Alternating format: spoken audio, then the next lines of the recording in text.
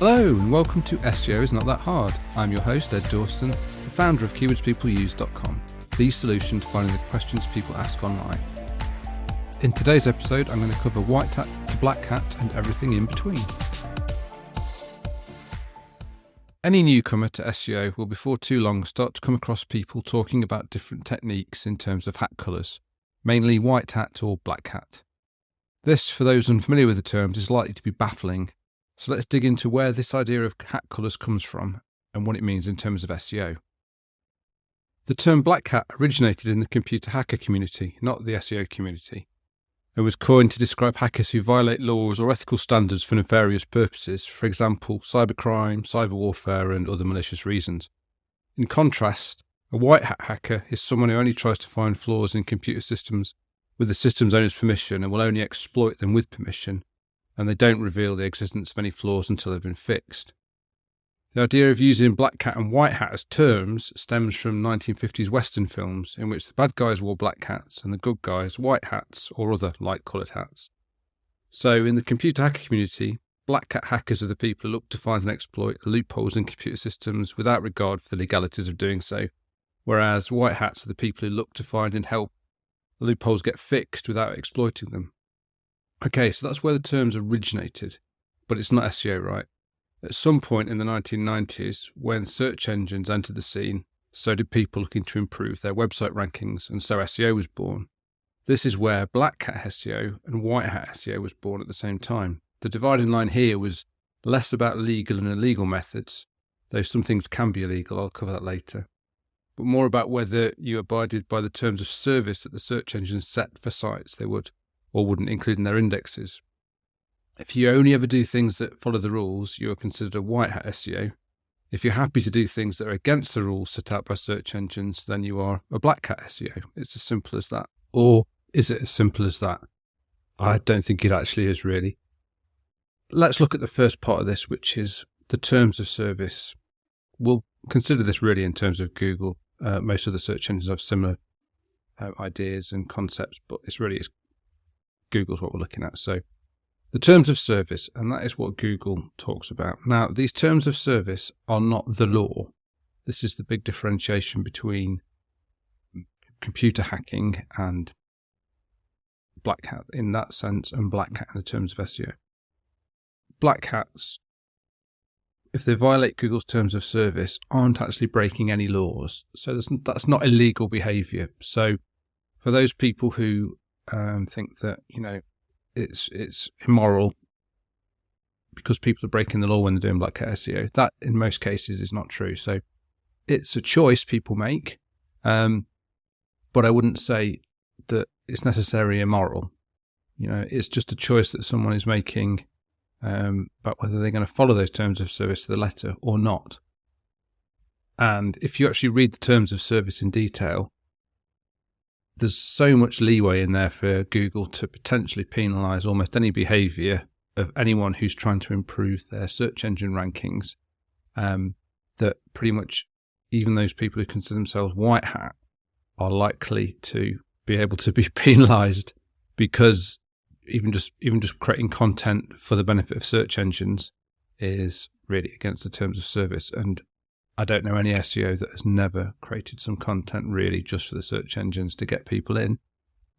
So let's just be clear on this. The terms of service are not breaking the law.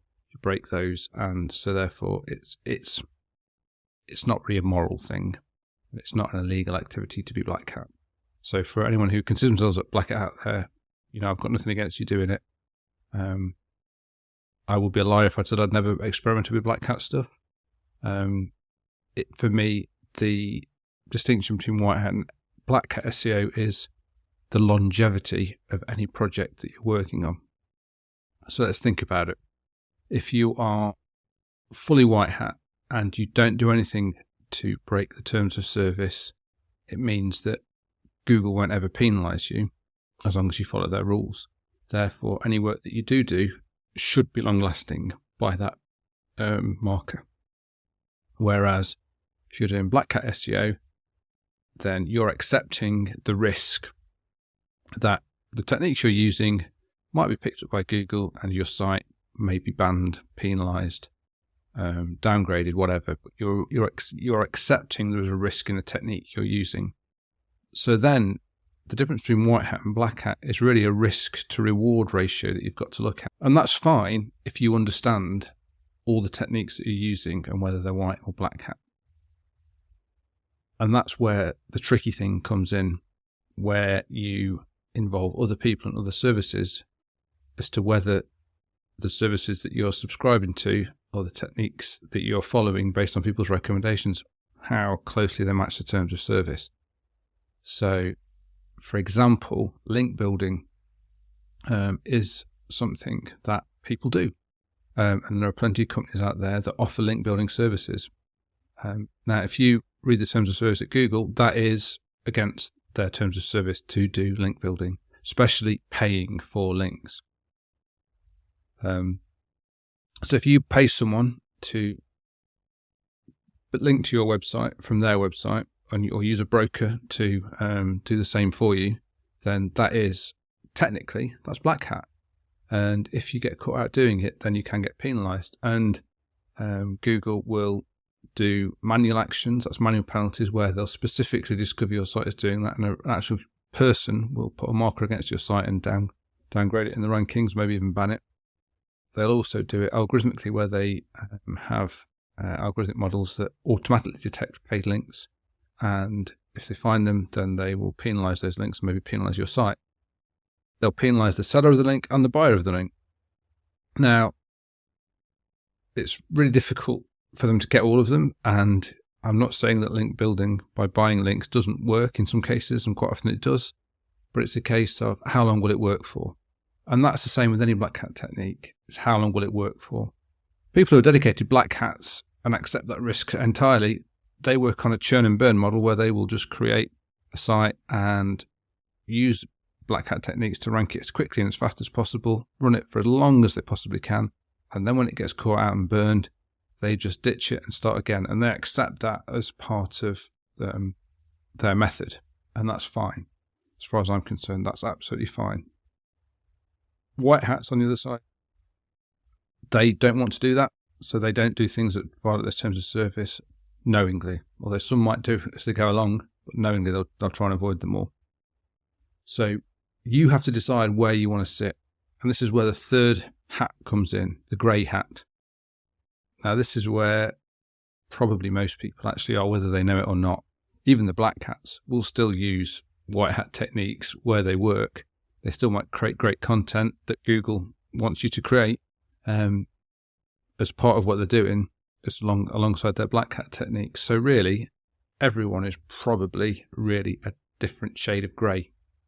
So, the more white hat you are, the lighter the shade of grey you'll be, and the more you go to the black hat side, sort of the darker grey your hat will be. So you just need to be sure what you're doing, where it sits on that scale, and how much risk you're willing to take. And that's why you must always familiarise yourself with Google's terms of service, so you can make those decisions on how much risk you're willing to take with any one technique you do or do not try. Okay, so far I've said that in the main, black hat is not illegal, and in the main it isn't. But I just want to cover the areas where it can be illegal.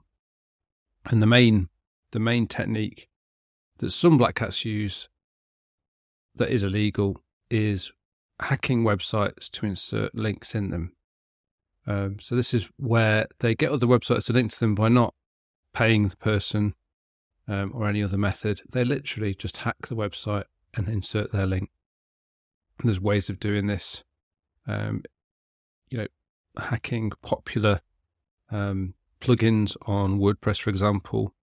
That's happened in the past where certain plugins have been compromised, or WordPress itself has been compromised, and hackers have managed to gain access to them and then insert links to other websites on them without the owner's knowledge or consent. Now, that is clearly illegal behaviour, and that's not something I would ever suggest people get involved with or look to do, because the repercussions are, you are breaking the law. You can go to jail for this. So any technique that is clearly illegal like that, just don't get involved with. And that really is, there's a line there that, I would not suggest anyone crosses. Now, I will in future episodes discuss various black hat techniques just so that you can be informed of how they work, because to understand black hat is not actually bad. Even if you decide not to use it, it's good to have an understanding so that you can be sure that A, you don't cross the line that you don't want to, or B, if you do cross a line, you know where that line is. And it's also a great way of understanding actually how search engines work. If you don't understand black hat, you don't really have a full understanding of how the search engines work, because without knowing where the boundaries are and where the boundaries are crossed, then you don't really understand what's going on. So I think it's valid for people to learn black hat, and it's valid for people to make decisions on where they go with it. Personally, as I say, I no longer do any black hat because I have sites that I've got to a point using white hat techniques that now rank well, make good incomes, and I don't want to jeopardize that. For me, the reward of black hat is, the risk of it is just the reward isn't there. The risk is too much for there to be any reward. Whereas for other people whose risk-reward ratio is set up differently, or maybe at different points in their journey, may want to look at it. But again, I would only suggest people look at it with their eyes totally open, totally understanding what's going on, which means research, knowledge, and just upskilling yourself to make sure you know where any technique stands against those terms of service. So in summary, white hat, that's where you only follow the rules, the terms of service. Black hat, that is where you deliberately break the terms of service in hope of a greater, quicker reward. Grey hat, that's where you're in between, and the shade of grey depends on how close you are to white or black. Closer to white, you'll be light grey. Closer to black, you'll be dark grey. But with all these things, to be forewarned is forearmed. You need to learn the terms of service. You need to learn the techniques and know where each technique sits against those terms of services. Thanks for listening. I really appreciate it. Please subscribe, share, it really helps. SEO is not that hard. It's brought to you by keywordspeopleuse.com, the solution to finding the questions people ask online.